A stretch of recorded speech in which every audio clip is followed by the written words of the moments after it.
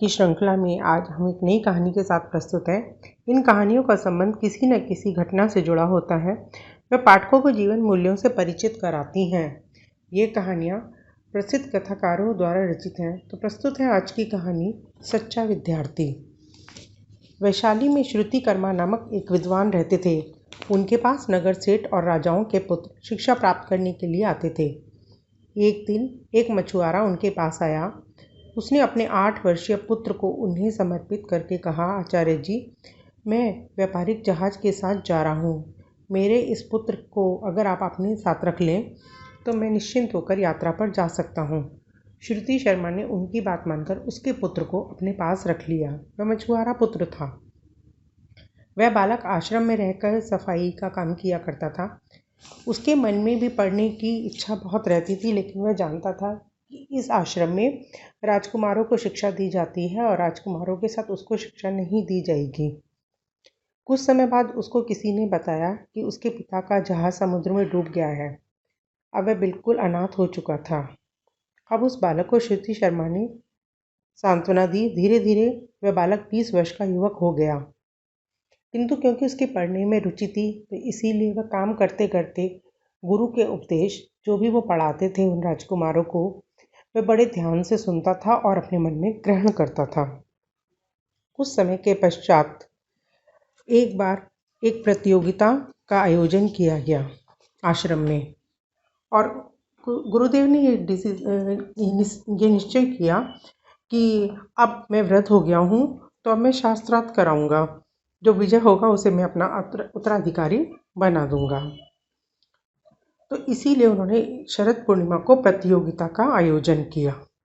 शाम होने पर आज नालंदा के छात्र और मठ में अध्ययन करने वाले जो छात्र थे वो सब शेष रह गए। नालंदा के छात्रों को मठ के छात्र उत्तर नहीं दे पा रहे थे। शिवदास पास खड़ा हुआ यह शास्त्रार्थ देख रहा था। नालंदा के छात्रों ने पूछा, जहाँ धर्म साथ छोड़ दे वहाँ कौन मार्ग दिखाता है? मठ के छात्र सोच में पड़ गए। शिवदास ने खड़े होकर कहा, गुरुवर, अगर आप आज्ञा दें तो मैं उत्तर दूं। आश्चर्य से गुरुदेव ने उसकी तरफ देखा।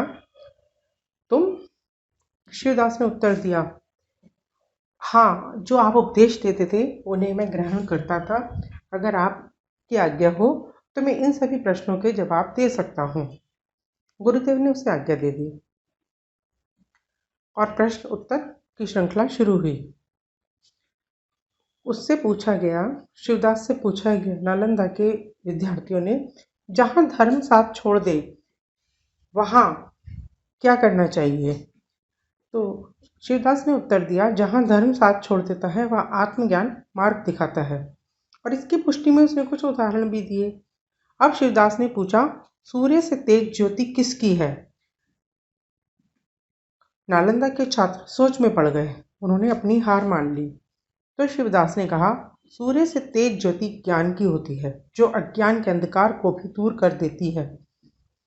विद्वान श्रुति शर्मा शिवदास की प्रशंसा करने लगे। शिवदास ने वेदों और उपनिषदों के बहुत से कठिन प्रश्न पूछे, जिनका उत्तर नालंदा के छात्र नहीं दे सके, और इस प्रकार बालक शिवदास को विजयी घोषित कर दिया गया।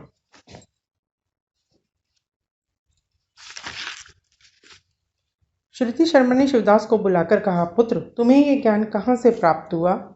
गुरुदेव, मुझे ज्ञान आपसे ही मिला है। मैं काम करते हुए आपकी सभी बातें सुनता था और उन पर चिंतन करता रहता था। शिवदास ने नम्रता से जवाब दिया। श्रुति शर्मा ने कहा, तुम ही वास्तव में मेरे विद्यार्थी हो सच्चे। मेरे मठ के उत्तराधिकारी होने का अधिकार भी तुम्ही को है।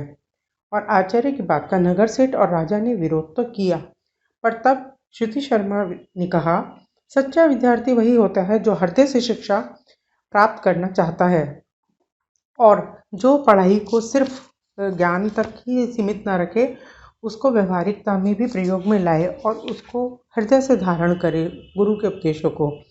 कुछ समय के बाद श्रुति शर्मा ने विधिवत शिवदास को अपना उत्तराधिकारी घोषित कर दिया गया। इस कहानी से हमें यही शिक्षा मिलती है कि सच्चे विद्यार्थियों को अपने गुरु द्वारा दी गई शिक्षा को हृदय में धारण करना चाहिए। नमस्कार। आओ सुनो कहानी की श्रृंखला में आज हम आपको एक नई कहानी सुना रहे हैं। वो है गणेश जी की पृथ्वी की परिक्रमा। शिव और पार्वती के 2 पुत्र थे, गणेश जी और कार्तिकेय। गणेश जी शरीर से भारी भरकम थे, लेकिन उनकी बुद्धि बहुत तेज थी। वो ज्ञान के अगाध भंडार थे। उनका वाहन था मूषक और कार्तिकेय तेजस्वी व बलवान थे। उनका वाहन था मोर। कार्तिकेय को देवताओं ने दैत्य पर विजय प्राप्त करने के लिए अपना सेनापति बनाया था। एक बार देवताओं में विचार विमर्श हुआ कि जब भी पूजा करते हैं तो सर्वप्रथम पूजनीय किसे बनाना है।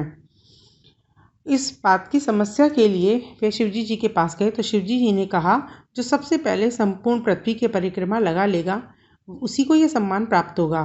भगवान शिव का आदेश मिलते ही सभी देवता अपने अपने वाहनों पर सवार होकर पृथ्वी का चक्कर लगाने के लिए निकल पड़े। जब गणेश जी की बारी आई तो गणेश जी के मन में शंका हुई कि एक तो उनका भारी भरकम शरीर है, फिर उनका मूषक वाहन है। अगर उन्होंने परिक्रमा चालू करी तो उनको तो महीनों लग जाएंगे इस काम में, लेकिन थे तो वो बुद्धि के और चतुरता के भंडार। अब उन्होंने क्या किया कि अपने माता पिता जो कि पूजा में ध्यान में मग्न थे, उनकी तीनों परिक्रमा की और हाथ जोड़कर खड़े हो गए और उनसे कहा कि देखिए, मैंने पृथ्वी की परिक्रमा कर ली है। पुत्र गणेश की बात सुनकर शिव पार्वती आश्चर्यचकित हो गए। उन्होंने कहा, पुत्र तुम तो यहाँ से कहीं गए नहीं हो, फिर पूरी पृथ्वी की परिक्रमा कैसे और कब पूरी की है? गणेश जी ने उत्तर दिया, सभी धर्मशास्त्र माता पिता को ईश्वर तुल्य मानते हैं। यदि यह बात सच है तो मैंने माता पिता की परिक्रमा करके पूरी पृथ्वी की ही परिक्रमा कर ली, क्योंकि माता पिता में ही सारा ब्रह्मांड समाया हुआ है। शिव पार्वती को पुत्र की यह बात सोच में पड़ गए, लेकिन तभी और देवताओं ने कहा कि इनकी बात तो तर्कपूर्ण है। तब शिवजी जी ने उन्हें आशीर्वाद दिया कि हाँ, आज से तुम ही प्रथम पूजनीय होंगे और किसी भी कार्य को पूर्ण करने से पहले सर्वप्रथम तुम्हारा ही नाम लिया जाएगा और विघ्नहर्ता के नाम से तुम प्रथम पूजनीय गणेश जी कहला